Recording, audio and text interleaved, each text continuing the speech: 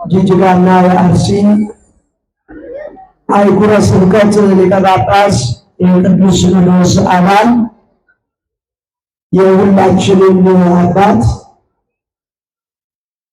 ክቡራን ከመንበረ ፓትርያርክ ጠቅላይ ጽሕፈት ቤት የመጣችሁ መምህራነ ወንጌልና የሥራ ኃላፊዎች፣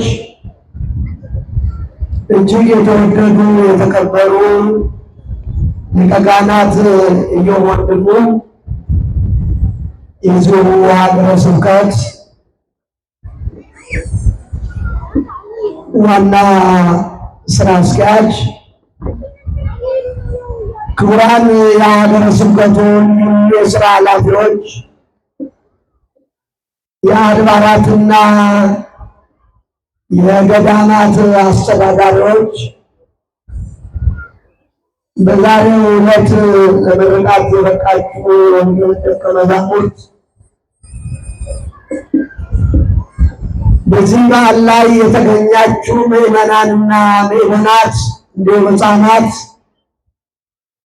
በልዑል እግዚአብሔር ፍጹም ሰላም እንደምን ሰነበታችሁ? እግዚአብሔር ይመስገን በሉ። ሁላችሁ እንደምን ከረማችሁ? እንደምን አረፈዳችሁ? አሜን። ጊዜውን ባርኮ ሰዓቱን ቀድሶ ለዚህ ዕለት ለዚህ ሰዓት ያደረሰን ልዑል እግዚአብሔር ስሙ በፈጠረው ፍጥረት አንደበት የተመሰገነና የተከበረ ይሁን። ወላዲተ አምላክ ሰዓሊተ ምሕረት አቁራሪተ መዓት እመቤታችን ቅድስት ድንግል ማርያም ክብርና ምስጋና ይግባት። ቅዱሳን መላእክት፣ ጻድቃን፣ ሰማዕታት እግዚአብሔር በሰጣቸው ጸጋና ክብር መጠን የተመሰገኑና የተከበሩ ይሁኑ። እንኳን ለዚህ ታላቅ በዓል በሰላም አደረሳችሁ አደረሰን። ቀደሰ ማኅደሮ ልዑል፣ ልዑል ማደሪያውን ቀደሰ። በጣም ጥቂት ደቂቃ ነው የምንቆየው። የምትንቀሳቀሱ አትኑሩ፣ የምትናገሩ በዚያው መጠን። ታቦታቱ ቁመው ብፁዕ አባታችንን ቡራኬ እየሰጡን እንዲህ አይነት አውደ ምሕረት እየተከናወነ መንቀሳቀስ መነጋገር በራሱ ችግር ያመጣልና ሁላችሁም ቁማችሁም ተቀምጣችሁም እንድታደምጡ አደራ እላለሁ። እግዚአብሔር ከሁላችን ጋር ይሁን። ነቢየ እግዚአብሔር ቅዱስ ዳዊት በመዝሙር 45 በቅንፍ 46 ቁጥር 4 ላይ ልዑል ማደሪያውን ቀደሰ ይላል። የዛሬው በዓል የምናከብርበት ምክንያት ይህንን ኃይለ ቃል ወይም በዚህ ምስጢርነት የተጻፉ ቃላቶችን እንድናነሳ ያስገድደናል። ምእመናን፣ እግዚአብሔር ማደሪያውን ቀደሰ ይላል ቅዱስ ዳዊት። ማደሪያው ያደርግ ዘንድ ማደሪያው ትሆን ዘንድ የመረጣት እመቤታችን ቅድስት ድንግል ማርያም በነቢያት ትንቢት የተነገረላት ጌታችን መድኃኒታችን ኢየሱስ ክርስቶስ አስቀድሞ ማደሪያው ትሆን ዘንድ የመረጣት ቅድስት እናት እንደሆነች መጽሐፍ ቅዱስ ይነግረናል። ብዙ ጊዜ ስለ እመቤታችን ስለ ቅድስት ድንግል ማርያም ስንናገር ስንማርና ስናስተምር መጽሐፍ ቅዱሳዊ ያልሆነ ቃል እንደምንናገር አድርገው የሚናገሩ አሉ። አሁን እነዚህን ለመውቀስ ሳይሆን እንዳልተሳሳትንና መረጃ ያለን መጽሐፍ ቅዱስን መነሻ በማድረግ በዓል የምናከብር እመቤታችን ቅድስት ድንግል ማርያምን የምንወድ የቅዱሳን ወዳጆችና ቤተሰቦች ተብለን እንድንጠራ መጽሐፍ ቅዱስ አበክሮ ይነግረናል። የእግዚአብሔር ልጆች እመቤታችን ቅድስት ድንግል ማርያምን የምንወድባቸው ምክንያቶች በመጽሐፍ ቅዱስ ውስጥ በስፋት ተዘርዝረዋል። ሊቁ አባ ሕርያቆስም ሰሞኑን ሲቀደስ እንደነበረው ማርያም ሆይ ስለዚህ እንወድሻለን፣ ከፍ ከፍ እናደርግሻለን ይላል።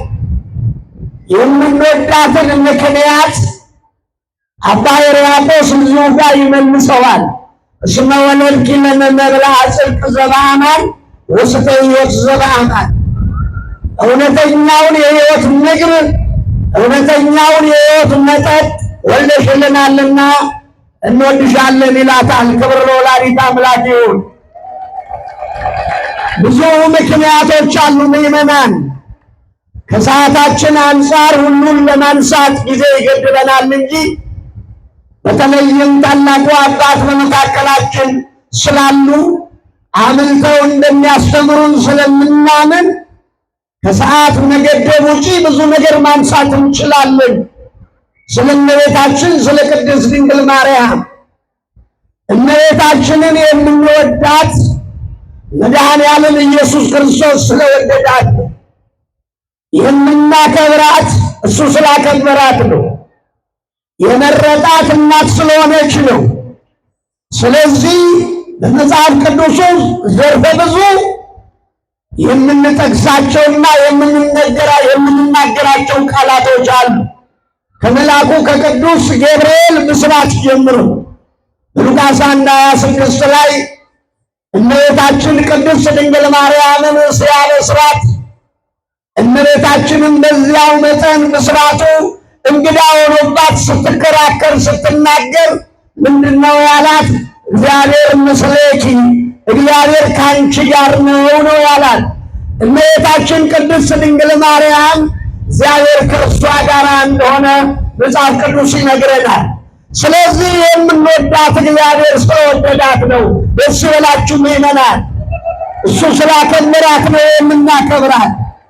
እንዲያውም በዚሁ በቁጥር 39 ላይ እሷ በገባችበት በኤልሳቤጥ ቤት ውስጥ መንፈስ ቅዱስ ስለገባና ቤቱን ስለመላው እመቤታችን በቤታችን ስትገባ መንፈስ ቅዱስ ይገባል ብለን ስለምናምን ነው። በእርግጥም ስለተደረገና ስለሆነ ነው። ክብር ለወላዲተ አምላክ ይሁን። እሷን ያከበረ እሷን የወደደ እግዚአብሔር ስሙ የተመሰገነ ይሁን። ታዲያ እንዴት ነው ልዑል ማደሪያውን የቀደሰው? እመቤታችን ቅድስት ድንግል ማርያም አስቀድሞ ጌታችን መድኃኒታችን ኢየሱስ ክርስቶስ እናቱ ትሆን ዘንድ መረጣት። ከዚያ በፊት ግን አዳም በተሳሳተና በወደቀ ሰዓት ገነትን የመሰለ ቦታ እግዚአብሔር ከመሰለ ጌታ በተለየበት ሰዓት ከልጅ ልጅ ተወልጄ አድናለሁ ብሎ በገባለት ቃል ኪዳን መሰረት ንጽሕት ቅድስት ድንግል ማርያም ከጥንተ አብሶ ነፃ ሁና ከኢያቄምና ከሐና ተገኝታ ማደሪያው ትሆን ዘንድ መረጣት ወይም ቀደሳት። አስቀድሞ የሁለተኛው መቀደስ ይሆናል። ከምንም ኃጢአት ንጽሕት ሆና ቅድስት ሆና የአዳም መተላለፍ ኃጢአት ሳይነካ ሰዎች እንደሚቀባጥሩት እንደሚናገሩት ሳይሆን እግዚአብሔር በንጽሕና በቅድስና ከእሷ ይወለድ ዘንድ እመቤታችን ቅድስት ድንግል ማርያምን መረጣት፣ ቀደሳት። ከእሷ ተወለደ፣ እናት አደረጋት። እመቤታችን ቅድስት ድንግል ማርያም እንኳን ለእኛ ይቅርና ለኢየሱስ ክርስቶስ እናት ተብላለች። ክብር ለወላዲተ አምላክ እናት ተብላለች። ባጭሩ ዮሐንስ 2 ላይ በሦስተኛው ቀን በቃና ዘገሊላ ሰርግ ነበረ ካለ በኋላ ጸሐፊው የጌታም እናት በዚያ ነበረች ነው ያለው። እናት ብሎ ነው የጻፈው። የጌታ እናት የኢየሱስ ክርስቶስ እናት በዚያ ነበረች አለ።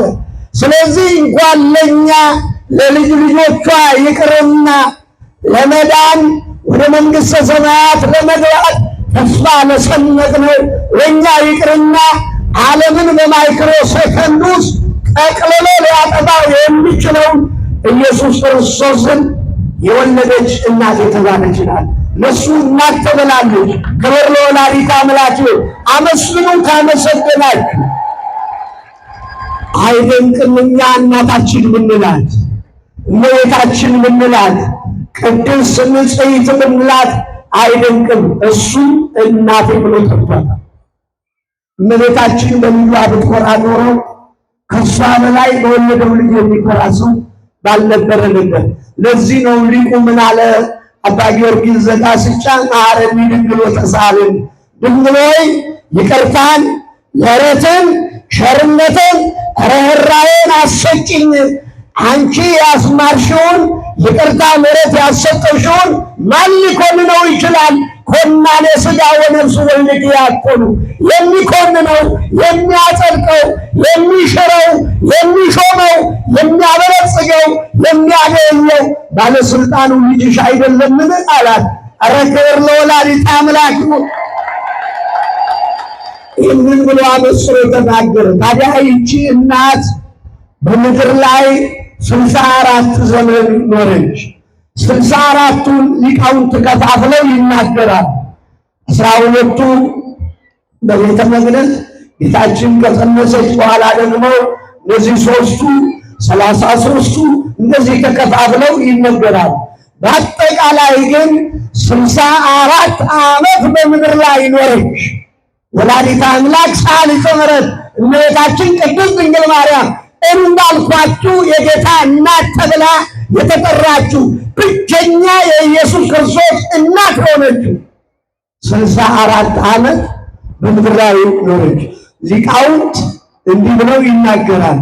እስመ ሞት መጠይቀ ሁሉ ጠየቀች ያለ ሞት ሁሉ ይጠይቃል። መጠይቀ ሁሉ አንቺንም ጠየቀሽ። ሞት እመቤታችንንም ጠየቃል። ምክንያቱም ከሷ የተወለደው ኢየሱስ ክርስቶስ እኛን ለማዳን በሥጋ ሞቷልና። ኦ ዘጥይመ ሞተ በሥጋ አምላክ ፈጣሪ ሰማያዊ ጌታ የሆነው በሥጋ ሞቷልና እመቤታችንን ወደ ተሳኘው ዓለም ለመሻገር በሥጋ መሞት አለባት። በ64 ዓመቷ አረፈች። አይሁድ እንዲህ ብለው ተናገሩ። ሲተረክ የኖረ ቃል እግዚአብሔር አስቀድሞ ልጇ አረገ፣ ወደ ሰማይ ወጣ፣ ዳግመኛ እመጣለሁ ብሎ የተስፋ ቃል ተናገረ እያሉ ሲያውኩን ኖሩ። አሁንም እሷ አረገች እንዳይሉ በእሳት እናቃጥላታለን። የሰው ቅባቱን አያችሁ? የሚያደም ነው ዛሬ የሚበጠብጠን ሰላም የሚነሳን ወገን ለወገኑ የማይራራበት ዘመን ጊዜ የደረስነው የእነሱ ልጆች የሆኑ የእግዚአብሔር ልጆች በእሳት እናቃጥላታለን። ክቡር የሆነውን አስከሬን አረገች ሊሉን ይችላሉ። ብታረግስ ወደ ሰማይ ሄደች ሊሉን ይችላሉ። ወደ ሰማይ የሚወስዳትስ ጌታ ይህናል ምቀኝነት እንኳን በሕይወት እያሉ ይቅሩና ከሞቱ በኋላ በእሳት የሚያቃጥሉ። የሰው ልጅ ክፋት ይሄን አለው ምእመናን። ኢየሱስ ክርስቶስ ደግሞ እንኳን እናቱን 9 ወር በማኅፀኗ ያደረውን እናቴ ብሎ የሚጠራትን ብቸኛ እናቱን ይቅርና እኛ እንድንቃጠል አይፈልግም። ይፈልጋል። እኛ እንድንሞት አይፈልግም። እኛ እንድንቸገር አይፈልግም። ወደ ሰማይ በደመና ጋርዶ እንዳውም ሥጋዋንም አታዩትም፣ አትነኩትም። የታወቀ ቅዱሳት ነገር የተቀደሰውን ውሾች አትስጡ ብሏልና እናንተ የውሻ ጠባይ ያላችሁ ስለሆናችሁ ሥጋዋንም ማየት አትችሉም አለና ወደ ሰማይ እንድታርግ አደረጋት። ይሄ የሆነው ጥራይ አንድ ነው። አስተርእዮ እመቤታችን ያረፈችበት ዕለት። ከዚያም ጊዜ ጀምሮ ሐዋርያ ያንተን እርገት አይተን ትንሣኤን አይተን የእሷን እርገቷን አላየንም ብለው በተለያየ ጊዜ ሱባኤ ይዘው መጾም ጀመሩ። አልተሳካላቸውም። የአሁኑ ሱባኤያቸው ግን ስኬታማ ነበር። ከነሐሴ 1 ጀምሮ ለ14 ቀን እስከ ነሐሴ 14 የያዙ ሱባኤ ግን የተሳካ ነበር። ምዕመናን ጸልየን ሱባኤ ይዘን ጾመን ሰግደን ስንቶቻችንን የምንሰማ በንጽህና የምንጾም በቅድስና የምንጸልይ አስራት በኩራታችንን በአግባብ የምናወጣ ትሕትና ያለን ፍቅር ያለን አንድነት ያለን ስንቶች ነን? ተሰሚነት ያለን ጸሎታችን ወደ ሰማይ የሚያርግ እግዚአብሔር የሚቀበለው እግዚአብሔር የሚሰማው ስንቶች ነን? ራሳችሁን ሚዛን ላይ ያስቀምጡት። ነሐሴ 14 ድረስ በአንድ ልብ ነው። ለምንድን ነው ያልተሰማነው? ዛሬ ቢጮህን ኢትዮጵያውያን እያለቀስን አባቶቻችን እያለቀሱ ምዕመናን እየጮኻችሁ ለምን አልተሰማንም? 12 ሐዋርያት እኮ ተሰምተዋል። 12 ሐዋርያት እኮ ተደምጠዋል። አንድ ሰው እኮ ተሰምቷል። ሰማይን ለጉሟል። በኋላም ዝናብ እንዲዘንብ አድርጓል። ለምን ረሃብ ይጨርሰናል? ዝናብ ለምን አይዘንብም? ዝናቡ ስለምን ይበዛል? አመፃ ለምን ይበዛል? መለያየት ለምን በዛ? ዘረኝነት ለምን በዛ? ክፋት ለምን በዛ? ምቀኝነት ለምን በዛ? ለምን አልሰማንም? እግዚአብሔር ጌዲዮን እንዲህ አይደል ያለው? አባቶቻችን ከሰማይ መና አውርዶ መገበን እያሉ ይነግሩን ነበር። ባህር ከፍሎ አሻገረን እያሉ ይነግሩን ነበር። ከዓለት ውሃ ፍልቆ አጠጣን እያሉ ይነግሩን ነበር። አሁን የእግዚአብሔር ማዳን የት አለ? በእርግጥ በጌዲዮን ላይ አድሮ እግዚአብሔር ሥራ ሰርቷል። የምድያምን ሰራዊት እንዲሸነፉ አድርጓል። ግን ጌዲዮን ተስፋ ቆረጠ። ምዕመናን ተስፋ የሚያስቆርጡ ብዙ ነገሮች አሉ። ግን አንድነት ስለሌለን፣ ፍቅር ስለሌለን፣ ትሕትና ስለሌለን እግዚአብሔር አልሰማንም።